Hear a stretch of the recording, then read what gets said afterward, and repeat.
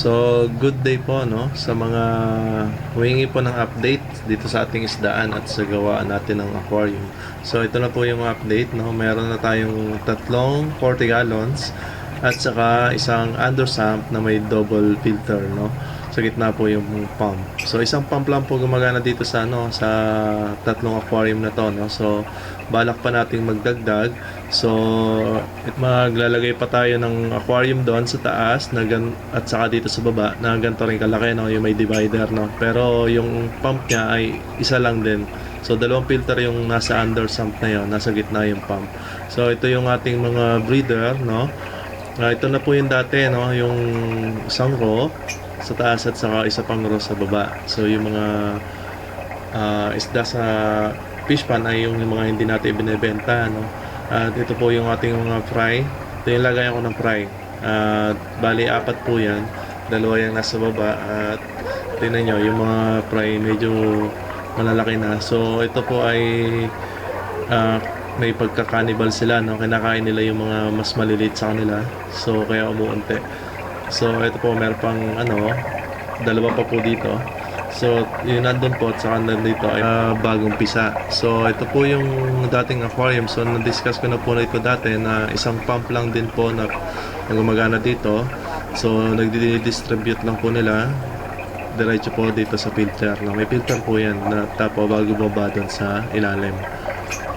And tulad po na sabi ko dati na hindi po talaga ako naglilinis ng aquarium para sa mga breeder no? Kasi iniiwasan po natin na sila ay ma-stress at kainin yung kanilang mga itlog. Sa side naman po ito ay nandito yung ating inverter.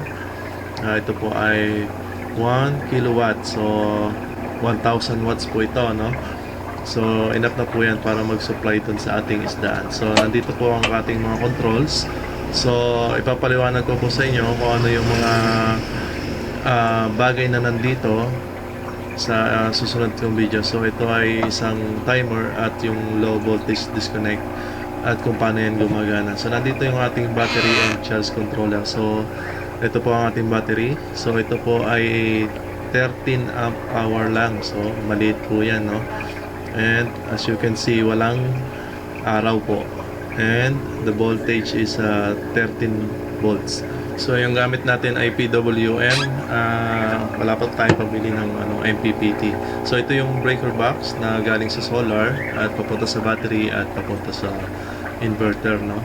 So sa next video, so natin no, i-discuss ko sa inyo kung paano gumagana tong mga controls dito kumpara saan tong low voltage disconnect at saka itong timer no para dito sa ating inverter. So ito pong system na to ay gumagana lang sa araw no, from 6 AM to 6 PM. So kasi maliit lang yung aking battery.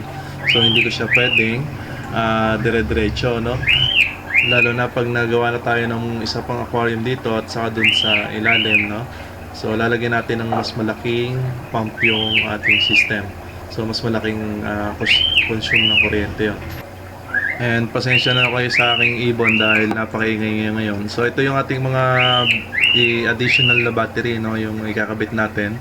So ito ay another 6 amps, 6.5 amps no, yung rated niya. Pero mas mataas yung amperes kasi ito ay tested na no. So yan, meron pang 7.1 amp hour no. So dadagdagan natin yung battery natin doon. So I hope na mas matagal yung kanyang running time no. So yun na lang po ang ating update no. Abangan niyo po yung next nating video para po sa ating solar. Salamat po.